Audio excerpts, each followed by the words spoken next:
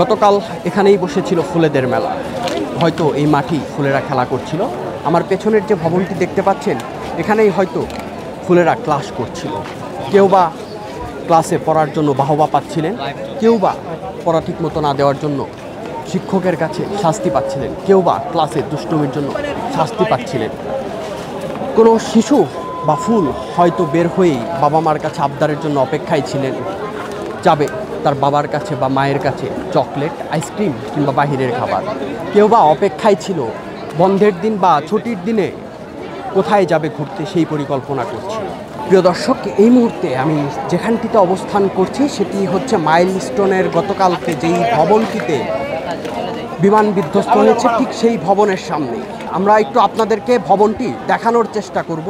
গতকালকে 1:06 বাজে, দুপুর 1:06 একটি বিমান বাহিনীর একটি প্রশিক্ষিত বিমান F-7 DJI উড্ডয়নের পর এই ভবনটিতেই আশ্রয় পড়ে এবং এখানে ক্লাস চলছিল শিশু শ্রেণী, নার্সারি শ্রেণী, ক্লাস 1, 2, 3, ক্লাস 8 পর্যন্ত বাচ্চাদের।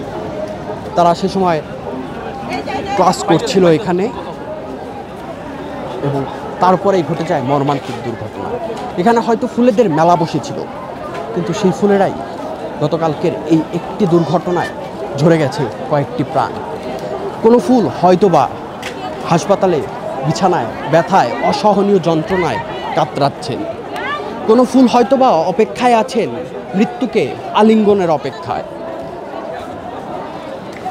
গতকাল থেকে উদ্ধার কার্যক্রম পরিচালনা করে সেনাবাহিনী, পুলিশ, বিমান বাহিনী এবং বাংলাদেশ ফায়ার সার্ভিস।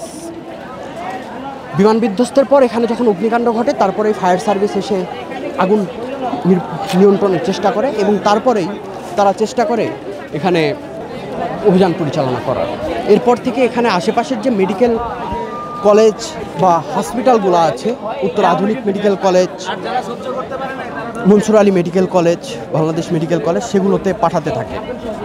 সেখান থেকে প্রাথমিক চিকিৎসার পরে তাদেরকে নিয়ে যাওয়া হয় জাতীয় বার্ন ইনস্টিটিউটে। সেখানে তাদের চিকিৎসা দেওয়া হচ্ছে এবং এই দুর্ঘটনায় ঘটে গেছে কয়েকটি শিশুর জীবন। আপনাদের দেখানোর চেষ্টা করছি কালকে ভেতরে পুড়ে যাওয়ায় একজন শিক্ষার্থীর খাতা, যেখানে হয়তো লেখা ছিল তার ক্লাসের পড়াশোনা, তার ক্লাসের লেখা। যে শিক্ষার্থীর খাতাটি আমরা দেখানোর চেষ্টা করছি তার নাম হচ্ছে আসমাউল হক জায়রা, ক্লাস 3-র বাংলা ভার্সনের শিক্ষার্থী আসমাউল হুসেন জায়রা। ঠিক এভাবেই হয়তোবা কতটি প্রাণ এখনো পর্যন্ত ঝরে গেছে, তার সঠিক তথ্য কারো কাছে নেই। কারো কাছে নেই কি হয়েছিল।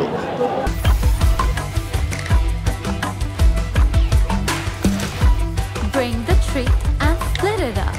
It's way fun, fast and smart. Sign up for PathaPay. PathaPay, your universe, your way. বিভিন্ন সময় বিমান দুর্ঘটনা আমরা ঘটতে দেখছি দেশে। এই বিভিন্ন জায়গায় বিমান দুর্ঘটনা ঘটছে, কখনো রংপুরে, কখনো কক্সবাজারে এবং সর্বশেষ ঢাকায়। এবং এই যুদ্ধবিধ্বস্ত বিমান ট্রেনিং থেকে প্রাণ গেল কয়েকটি তাজা শিশুর প্রাণ। সকাল থেকে মাইলস্টোন স্কুলের প্রাঙ্গণে বর্তমান শিক্ষার্থী এবং সাবেক শিক্ষার্থীরা 6 দফা দাবিতে অবস্থান নিয়েছেন।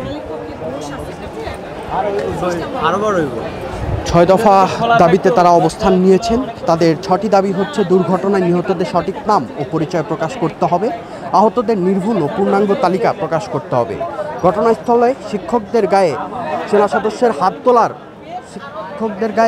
সদস্যদের হাত তোলার অভিযোগে নিঃশর্ত প্রকাশ্যে ক্ষমা চাইতে হবে, নিহত প্রত্যেক শিক্ষার্থীর পরিবারকে বিমান বাহিনীর পক্ষ থেকে ক্ষতিপূরণ দিতে হবে, বিমান বাহিনীর ব্যবহৃত পুরনো ও ঝুঁকিপূর্ণ বিমান বাতিল করে এবং নতুন নিরাপদ প্লেন চালু করতে হবে, বিমান বাহিনীর প্রশিক্ষণ ব্যবস্থা